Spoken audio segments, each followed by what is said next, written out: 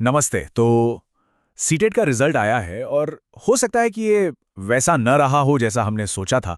और हाँ, थोड़ी निराशा होना बिल्कुल स्वाभाविक है। पर एक बात साफ है, निराश होने की बिल्कुल भी जरूरत नहीं है, क्योंकि ये सफर का अंत है ही नहीं। ये तो बस कहानी में एक नया मोड़ है। चलिए आज देखते हैं कि यहाँ से आगे का रास्ता क्या है और कितना बेहतर है। तो सबसे पहले अपना नजरिया बदलते हैं। इस सिचुएशन को एक असफलता या फेलियर की तरह नहीं, बल्कि एक टर्न इन द रोड, मतलब रास्ते में आए एक मोड़ की तरह देखना है। और इस बात को एकदम गांठ बांध लेनी है कि कोई भी एक परीक्षा, सिर्फ एक एग्जाम, किसी का भी भविष्य तय नहीं कर सकती। अरे ये तो बस एक पड़ाव था, मंजिल तो अभी आगे है। मैं जानता हूं मन में निराशा होती है, पर इस रिजल्ट को एक फुल स्टॉप की तरह नहीं बल्कि एक टर्निंग पॉइंट की तरह देखना बहुत जरूरी है। क्योंकि सच तो यह है कि यहां से आगे बढ़ने के लिए अब नए और शायद बेहतर रास्ते खुल रहे हैं। तो सवाल उठता है कि वो नए रास्ते हैं कौन से।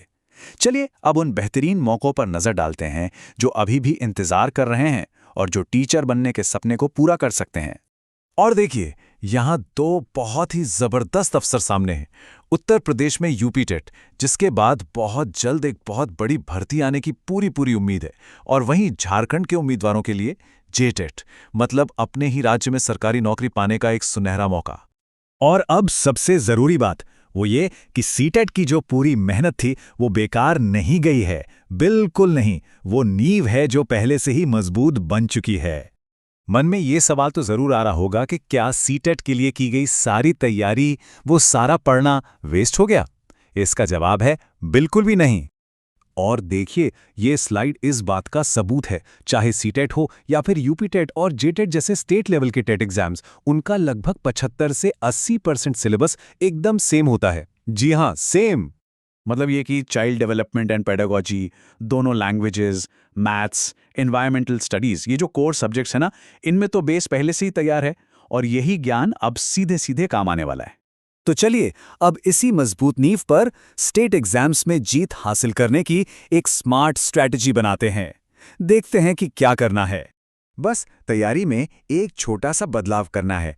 जहां सीटेट में कॉन्सेप्ट बेस्ड सवाल ज्यादा होते हैं, वहीं यूपी टेट और जेटेट में फैक्चुअल, मतलब सीधे सीधे फैक्ट्स पर आधारित सवाल और स्टेट की जनरल नॉलेज पर ज्यादा जोर दिया जाता है।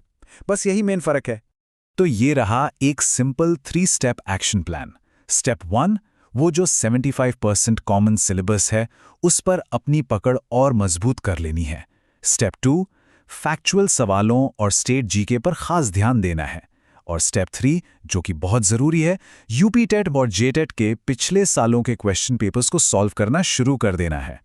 बस अब वो जीत बस कुछ ही दूर है। ये वक्त निराश होने का नहीं, बल्कि एक नई एनर्जी के साथ तैयारी में फिर से जुट जाने का है। अगले 3 से 4 महीने, बस इतना ही टाइम। अगर इन 3-4 महीनों में पूरी लगन और सही स्ट्रैटेजी के साथ मेहनत कर ली जाए तो सफलता मिलनी तय है। और आखिर में बस ये याद रखना है कि गिरकर संभलना ही असली जीत है।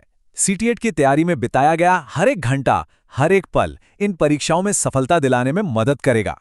तो अब सवाल यह है कि वापसी की कहानी क्या होगी। इसे लिखने का, इसे तय करने का समय अब आ गया है। अपनी पूरी ताकत लगाकर यह साबित कर देना है कि मंजिल एक बेहतरीन टीचर बनना ही है।